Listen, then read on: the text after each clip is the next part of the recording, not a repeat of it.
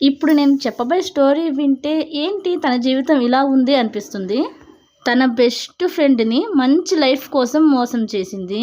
దాని ఫలితంగా ఆ ఫ్రెండ్ ఆత్మహత్య చేసుకుంది. పోనీ తిన లైఫ్ అయినా బాగుందా అంటే బాగాలేదండి. మంచి లైఫ్ కోసం మోసం చేసిన తప్పే కదా. ఇప్పుడు 1కి 2 ఎంతలు బాధ అనుభవిస్తుంది. ఈ స్టోరీ చెప్పిన ఆమె పేరు కీర్తన, తన ఫ్రెండ్ పేరు రేఖ. కీర్తన ఇద్దరు బెస్ట్ ఫ్రెండ్స్. ఫస్ట్ క్లాస్ నుంచి 10th, ఇంటర్, డిగ్రీ వరకు కలిసి చదువుకున్నారు.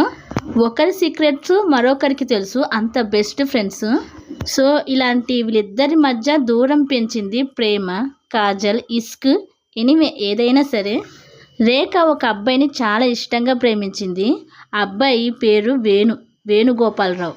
ఇంటర్లో ప్రేమ కలిగింది, డిగ్రీలోనే ప్రేమ. కాకపోతే 1 సైడ్ లవ్. వేణుకి ఎప్పుడు చెప్పలేదు రేఖ ప్రేమ గురించి, తన లవ్ గురించి చెప్పాలంటే భయం. అప్పుడే రేఖ ఒక రాంగ్ స్టెప్ వేసింది. అదేంటంటే మధ్యలో కీర్తన లాగింది. అదే రేఖ చేసిన తప్పు. బెస్ట్ ఫ్రెండ్ మోసం చేస్తుందని ఎవరు అనుకుంటారు? ఎవరు అనుకోలేదుగా. కానీ చాలా సినిమాల్లో చాలాగా విన్నాము, చూసాము. అప్పుడే తెలుసుకోవాలి కదా. కానీ రేఖ తెలుసుకోలేదు. వేణుగోపాలరావు చాలా అందంగా ఉంటారు. సో హైటు, పర్సనల్ అంటే బాగుంటుంది. సో కీర్తన కూడా అట్రాక్ట్ అయింది. ఈ విషయం కీర్తన రేఖకి చెప్పలేదు. ఎందుకంటే రేఖ ఫస్ట్ నుంచి లవ్ చేస్తుంది కదా, చెప్పే ఛాన్స్ లేదు. అయినా ఏమని చెప్పుద్ది? నీ బాయ్ ఫ్రెండ్కి నేను అట్రాక్ట్ అవుతున్నానని చెప్తుందా? చెప్పలేదు కదా. సర్లేండి, స్టోరీలోకి వెళ్ళిపోదాం. రేఖ తన మనసులో విషయం వేణుకి చెప్పాలని లవ్ లెటర్ రాస్తూ ఉండేది. అవన్నీ తను నేరుగా వేణుకి ఇవ్వలేక కీర్తనకి ఇచ్చి పంపించేది. సో కీర్తన లవ్ లెటర్ అంటే తనే రాసినని వేణు దగ్గర బిల్డప్ కొట్టేది. సొమ్ము ఒక్కరిది, సోకొకరిది అంటారు కదా. ప్రేమ ఒక్కరిది, డప్పు ఒక్కరిది. ఇక్కడ ఆ లవ్ లెటర్కి, అందులో దాగి ఉన్న ప్రేమకి కీర్తననే ఇష్టపడ్డాడు వేణు. అయినా సరే 3 సంవత్సరాలు వేణు ఓపెన్ అవ్వలేదు. ఇది క్లారిటీగా మీకు చెప్పాలంటే ఇంటర్ నుంచి 2 సంవత్సరాలు వేణుని ఇష్టపడింది రేఖ. కాకపోతే డిగ్రీ నుంచి లవ్ లెటర్ ఇవ్వడం మొదలుపెట్టింది. అది కూడా కీర్తనతో. వేణు ఒప్పుకోవడానికి 3 సంవత్సరాలు పట్టింది. తనకి ఇష్టమే కీర్తన అంటే, కానీ ఓపెన్ అవ్వలేదు. ఇలా కీర్తనతో రేఖ లవ్ లెటర్లు 3 సంవత్సరాల దాకా ఇస్తూ ఉంది. వేణు ఏమో కీర్తన ఇస్తుంది లవ్ లెటర్ అనుకుంటున్నాడు. కీర్తన కూడా అలాగే బిల్డప్ ఇస్తుంది. అలా 3 సంవత్సరాలు అయింది. అండర్ డిగ్రీలో పాస్ అయ్యారు. ఇప్పుడు తన ప్రేమ గురించి వేణుతో అడగకపోతే ఇక మళ్ళీ ఛాన్స్ ఉండదేమో అనుకొని రేఖ ఒకసారి గుళ్ళో కనిపిస్తే తనకి ప్రపోజ్ చేసింది రేఖ. ఈ లవ్ లెటర్లన్నీ కీర్తన రాస్తుంది అని అపోహపడ్డ వేణు, నేను మీ ఫ్రెండ్ కీర్తన లవ్ చేస్తున్నాను అని చెప్పాడు. రేఖకి 2 నిమిషాలు ఏం అర్థం కాలేదు. బహుశా ఆ లవ్ లెటర్లు కీర్తన రాస్తుంది అని అనుకుంటున్నాడేమో అనుకుంది. గత 3 సంవత్సరాల నుంచి ఆ లవ్ లెటర్లు నేనే రాస్తున్నా అని చెప్పే టైంకి కీర్తన వేణుని వెనక నుంచి వచ్చి హక్ చేసుకుంది. అప్పుడు వేణు కీర్తనను పట్టుకొని, నువ్వు ప్రపోజ్ చేసిన సంగతి తెలియక నీ ఫ్రెండ్ కూడా నాకు ఇప్పుడే ప్రపోజ్ చేసింది అని చెప్పాడు. అప్పుడు కీర్తన రేఖను చూసింది. రేఖకు అంతా అర్థమైపోయింది. ఇటు కీర్తనకు కూడా అంతా అర్థమైపోయింది. కట్ చేస్తే 2 రోజుల తర్వాత రేఖ సూసైడ్ చేసుకుంది. అందరూ ఇంటూ వేణు కూడా తన బెస్ట్ ఫ్రెండ్ కీర్తన వేణు లవ్ చేసుకుంటున్నారని తెలిసి కూడా వేణుకి ప్రపోజ్ చేసింది. ఆ విషయం కీర్తనకు తెలిసి తన మొహం చూపించుకోలేక ఆత్మహత్య చేసుకుంది అని అనుకుంటున్నారు. కానీ నిజం కీర్తనకు ఒక్కదానికే తెలుసు. తన మాటల్లో మిగిలిన స్టోరీ చెప్తానండి. అవును, ఈ పుకారు నేనే పుట్టించాను. ఎందుకంటే కీర్తన చనిపోయింది. నాకు మంచి లైఫ్ కావాలి, వేణుతో ఉంటే మంచి లైఫ్ వస్తుందని అనుకున్నా. వేణు బ్యాక్గ్రౌండ్ చాలా బాగుంటుంది. వాళ్ళ ఫ్యామిలీ వెల్ సెటిల్ ఫ్యామిలీ.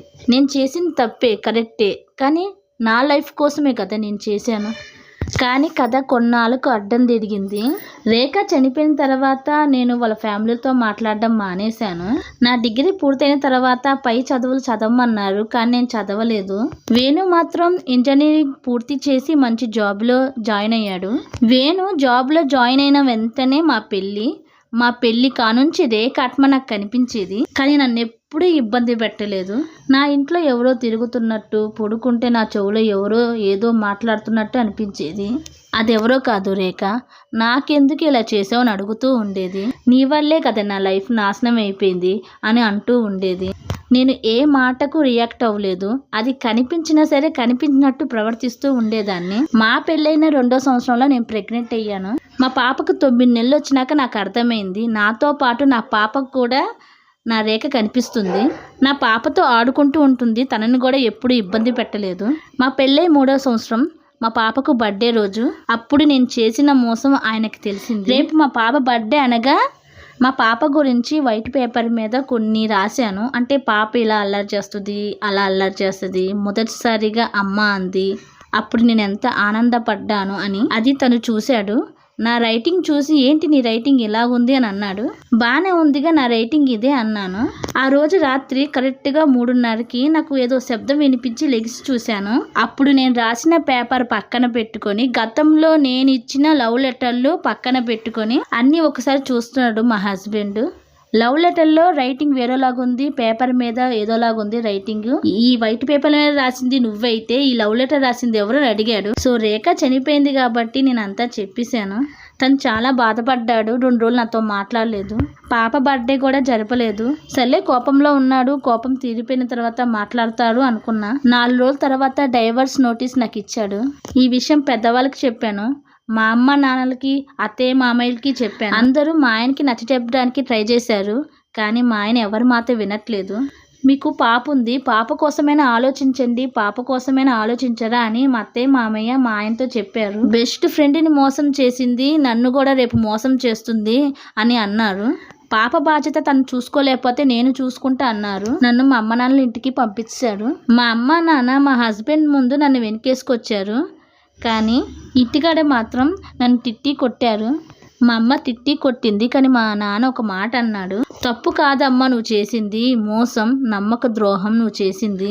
దానికి శిక్ష నీతో పాటు నీ పాప, మేము, నువ్వు పడాలి అని అన్నారు. నేను చాలా బాధపడుతూనే డైవర్స్కి నేను కూడా ఒప్పుకొని సైన్ చేశాను. అప్పటి నుంచి నాకు రేఖ ఆత్మ కనిపించట్లేదు, మా ఆయనకి కనిపిస్తుందంట. మా ఇద్దరికి డైవర్స్ రావడానికి ఒక 1 year పట్టింది. మా పాపకి 2వ సంవత్సరం. ఈ సంవత్సరంలో మా పాపని చూడడానికి ఏ రోజు రాలేదు. కానీ ఒక రోజు మా ఇంటికి వచ్చాడు మా హస్బెండ్. రేఖాత్మ మా ఆయనకి కనిపించి, అయిపోయిందేదో అయిపోయింది, నేను ఇంకా బతికిలేను కదా, నా కోసం నీ జీవితం, తన జీవితం, పాప జీవితం ఎందుకు నాశనం చేస్తావు, తనకి బుద్ధి వచ్చిందని నేను అనుకుంటున్నా, ఎప్పట్లాగా మీ అందరు కలిసి ఉండండి అని తనతో చెప్తుందట. నువ్వెంత మోసం చేసినా తను నీ గురించి ఇప్పటికీ ఆలోచిస్తుంది. తను చాలా మంచి మనస్తత్వం ఉన్న అమ్మాయి అనుకుంటా. నేను ఇలాంటి అమ్మాయిని మిస్ అయ్యాను, అది కూడా నీ వల్లే అని చెప్పి వెళ్ళిపోయాడు. నిజంగా రేఖ చాలా మంచిది, ఒప్పుకుంటాను.